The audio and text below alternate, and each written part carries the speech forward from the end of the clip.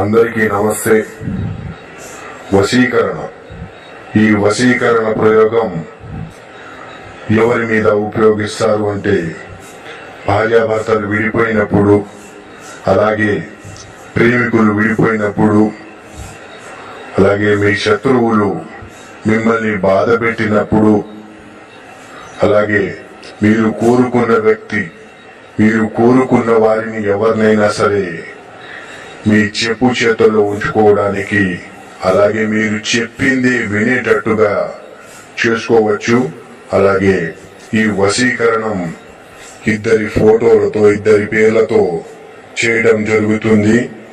అలాగే మీ ఇంట్లో పిల్లలతో సమస్యలున్నా, అత్తామామలతో సమస్యలున్నా, మీకు ఎటువంటి సమస్యలున్నా కానీ పరిష్కారం అనేది తప్పకుండా లభిస్తుంది.